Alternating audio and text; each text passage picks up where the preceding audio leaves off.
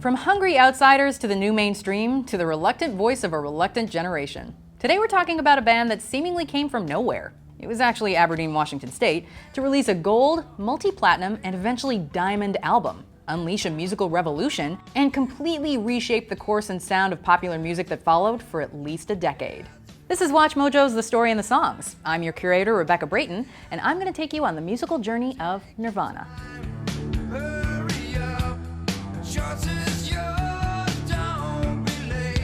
Now, before we board this Aero Zeppelin, I want you to know that we love hearing from you. So if a Cobain story or a Nirvana lyric or memory or even a factoid pops into your head, don't think you're dumb, maybe you're just happy, and share it in the comments below.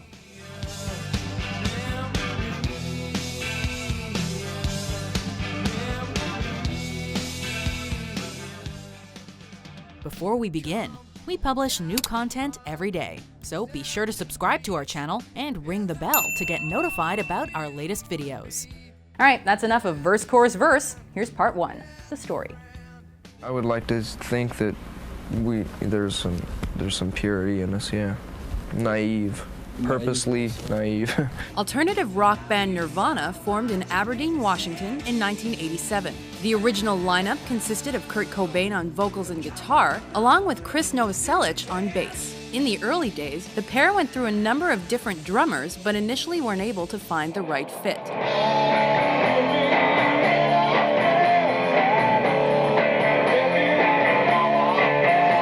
In 1988, the Seattle independent record label Sub Pop released Nirvana's first single, Love Buzz. Their debut album, Bleach, would follow the next year.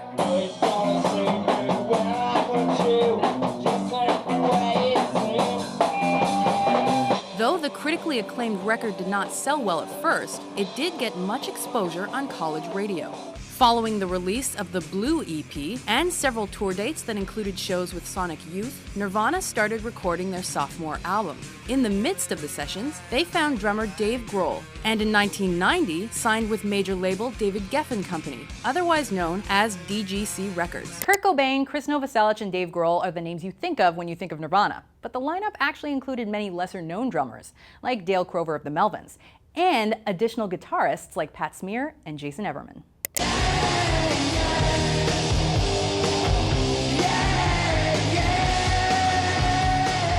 Their second studio effort, 1991's Nevermind, was an unexpected success. This was due to the ever-increasing popularity of the hit single Smells Like Teen Spirit and its accompanying music video. The favorably reviewed Nevermind would eventually be credited with bringing grunge and alternative rock to the mainstream. Commenter Brett Red says, "I love this band. I still am puzzled by Kurt's melody and lyrics. How did he do it? These guys are just too good. Hearing their music at such a young age set the standard too high."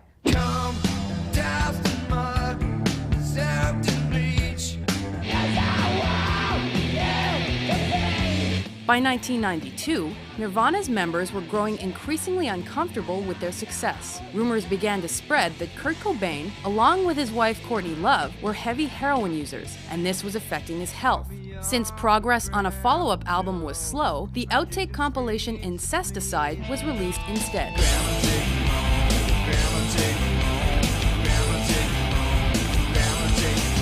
When the Nevermind money came in, Kurt celebrated by buying guitars, including a mid-60s Fender Electric 12, which he decided to store in his bathtub to fool would-be burglars. The guitar was later damaged when sewage backed up into the tub.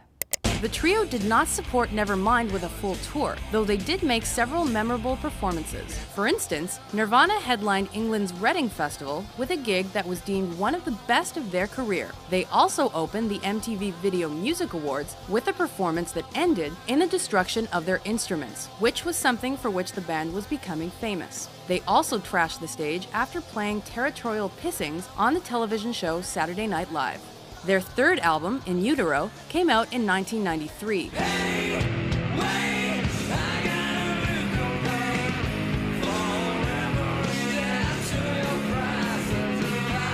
Despite the fact that it contrasted sharply from the polished Nevermind, the record was highly praised and debuted on the Billboard 200's top spot.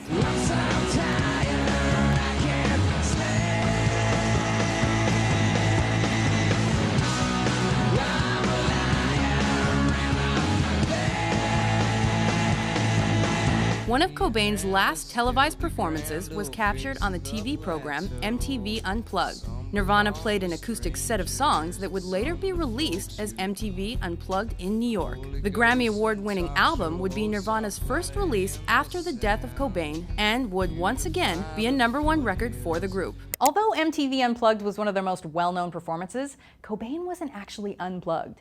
Aside from his usual effects pedals, he played through an amp, which was disguised as a stage monitor and buried under lilies. Underneath the bridge, top is sprung a leak, and the animals I trap all become my pets. The early months of 1994 were fraught with mounting psychological problems for Cobain and several suicide attempts that caused the cancellation of numerous tour dates. Following an escape from rehab, the singer was found dead on April 8, 1994, of a shotgun blast. The death was ruled a suicide, though conspiracy theorists maintain otherwise. Commenter Saint Lamo says, "Went upstairs to my 13-year-old son's bedroom the other day. He had his headphones on, playing Minecraft, singing at the top of his voice territorial pissings. Job done." A few weeks after MTV Unplugged in New York's release, the video album Live Tonight Sold Out came out.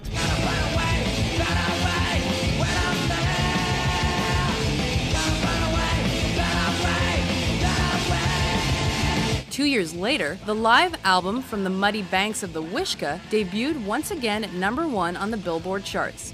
In 2002, the compilation Nirvana was released after a legal dispute between Chris Novoselic, Dave Grohl, and Courtney Love was finally settled.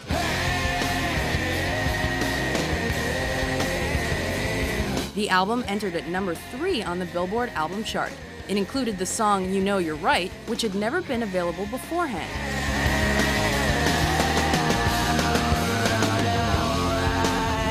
Since then, other posthumous releases have seen the light of day, such as the 2004 box set With the Lights Out, the 2005 compilation Sliver, The Best of the Box, and the 2010 Greatest Hits collection, Icon. The band's 2 surviving members continued on with musical endeavors outside of Nirvana after Cobain's death. Novoselic played in bands such as Sweet 75 and Adrift. And while Grohl has been involved in several music projects, he is most well known for being the creative force behind the Grammy-winning band Foo Fighters. By incorporating vast influences in their music, Nirvana helped to expose their fans to artists they may never have listened to. In turn, Nirvana's original and emotional sound, along with their intense live shows, gave a voice to a generation that wanted to be heard and subsequently changed the face of rock music. I think the future looks good for good bands with integrity to be exposed, to at least have the opportunity to be exposed. All right, everybody, let's hear it for these 3 nice, decent, clean-cut young men. I really can't say enough nice things about them. They're going to be really big stars.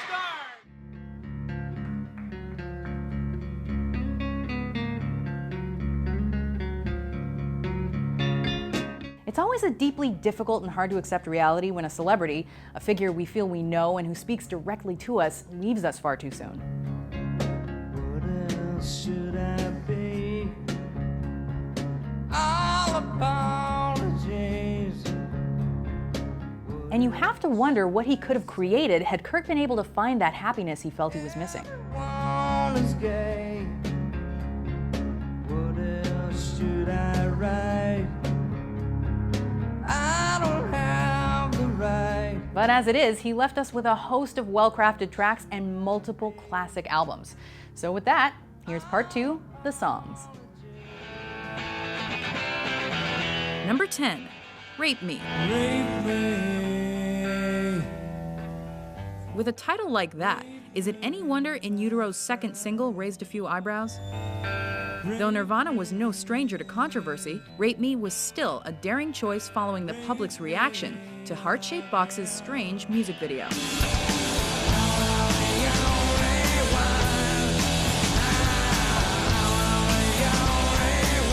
Written by Kurt Cobain on an acoustic guitar, the 4.5-minute grunge number still managed to chart in Europe. Rape me. Rape me. Rape me. Thanks to its simple but memorable riff, Cobain's impassioned vocals, and a powerful climax. Rape me.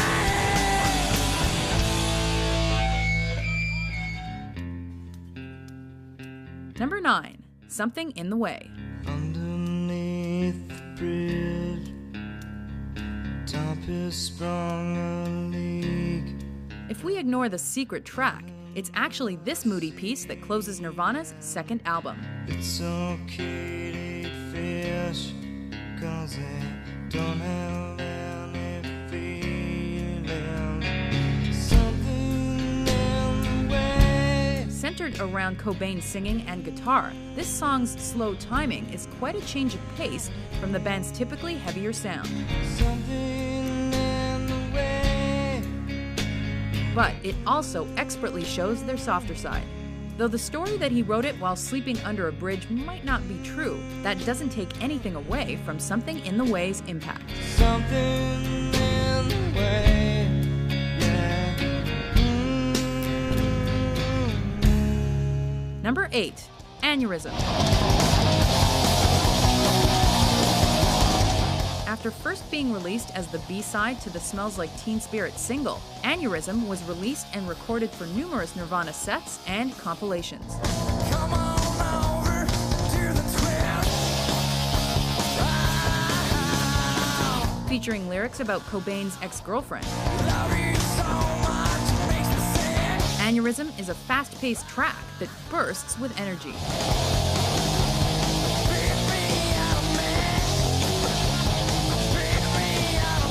With its hard-hitting lyrics, thumping drums, blasting bass, and guitar, it's not surprising that it quickly became a live staple.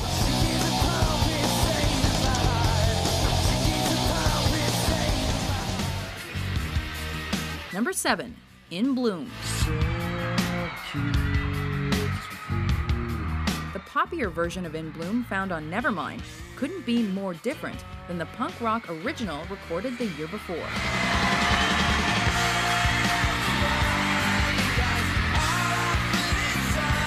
Fortunately, it still had its grunge edge. In fact, Cobain's vocals and its contrasting song dynamics were so well received that the song landed on the British charts and American rock radio.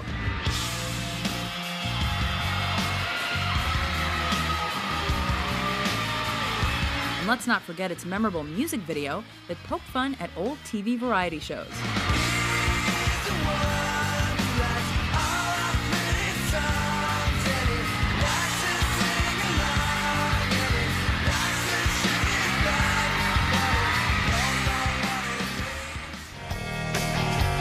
Number 6. About a Girl.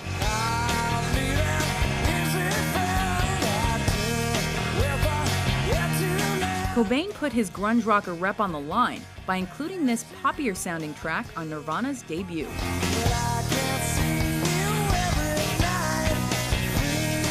While the ballad stood out among the album's harder songs, it showcased Cobain's varied songwriting talents. 5 years later, the live acoustic version off MTV Unplugged in New York gave it a new lease on life. About a Girl topped Billboard's Modern Rock Tracks chart and continues to be highly regarded among fans.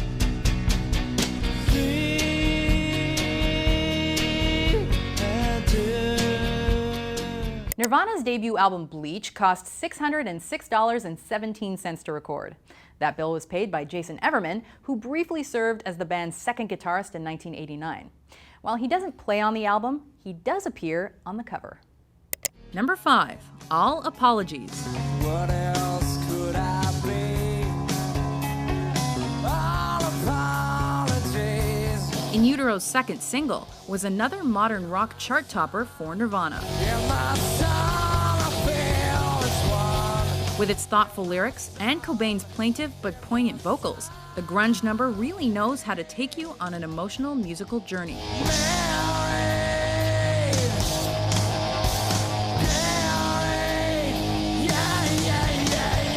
But it's the stripped-back version from the band's MTV Unplugged in New York performance that became a rock radio staple. And is most remembered today.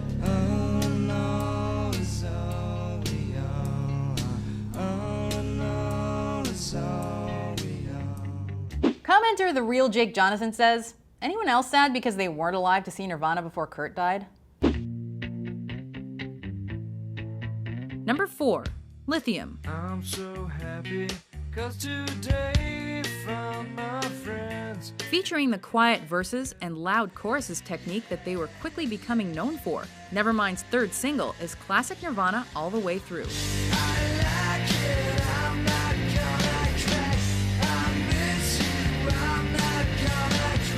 With Cobain's growling vocals, distorted electric guitars, Chris Novoselic's steady bass, and Dave Grohl's pounding drums,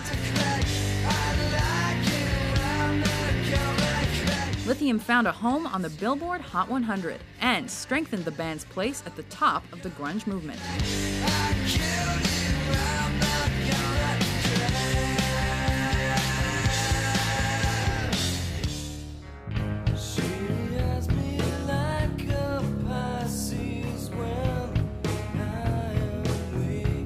Number 3. Heart-Shaped Box.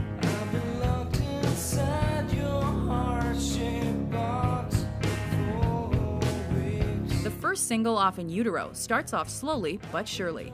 But it's the loud and intense chorus that really makes Heart-Shaped Box so unforgettable.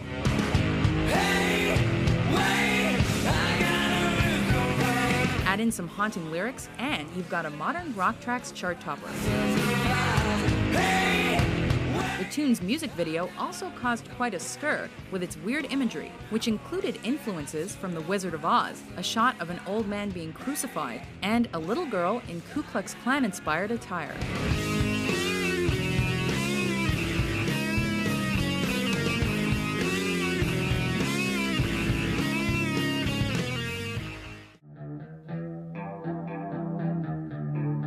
Number 2.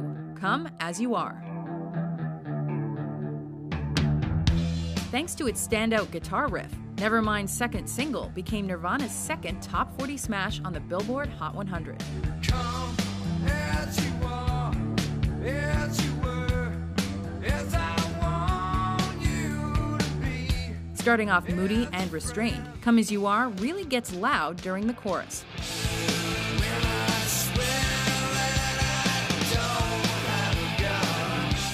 And is filled with lyrical contradictions, which in turn reflect the contradictory nature of human beings. The song wasn't only a radio hit, but also contained one of Cobain's lengthiest and most melodious solos.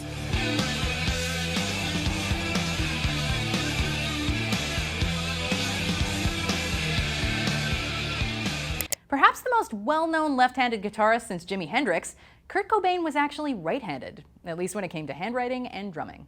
Before we unveil our number 1 pick, here are a few honorable mentions.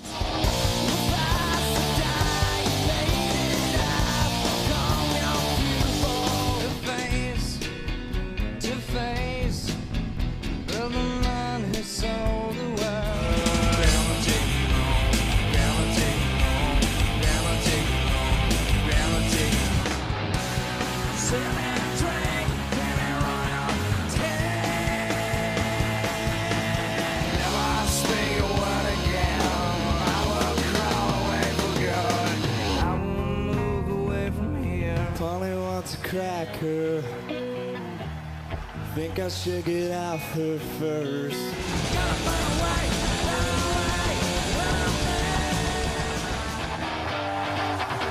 Number 1. Smells Like Teen Spirit. Commenter Jimmy Dean says, it's funny, Kurt didn't even like Smells Like Teen Spirit.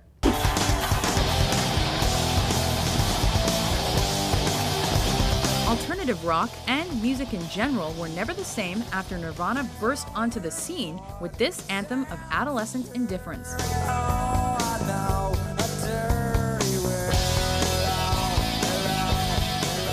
Thanks to its Pixies-inspired loud, quiet, loud formula and angst-filled vocals, Smells Like Teen Spirit introduced the mainstream to the Seattle sound and its blend of heavy music with pop tendencies.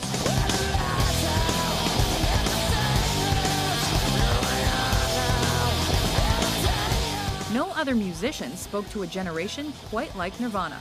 Nevermind's sales and musical legacy, which are inextricable from this top 10 smash, prove it.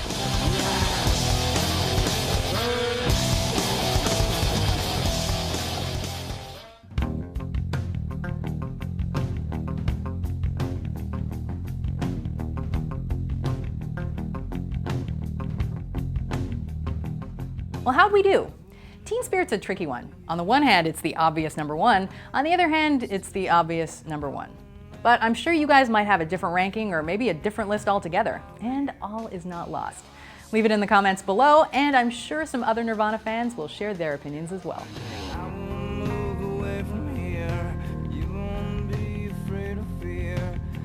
If you need a bit more Chris Novoselic in your life, and let's be honest, don't we all need more Chris Novoselic in our lives? We have a lot more Nirvana content. There's top 10 short-lived bands, memorable performances from the MTV VMAs, musicians who died too soon, musicians who died at 27, controversial music videos, we even have a video on Kurt's fashion style, and an interview with Nevermind producer Butch Vig.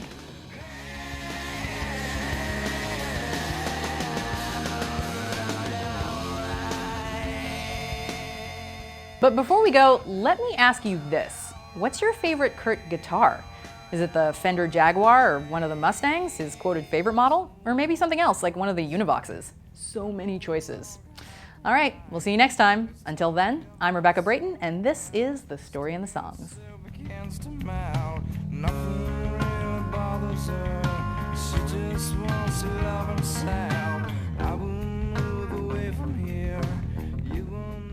Do you agree with our picks? Check out these other great clips from WatchMojo, and be sure to subscribe and ring the bell to be notified about our latest videos.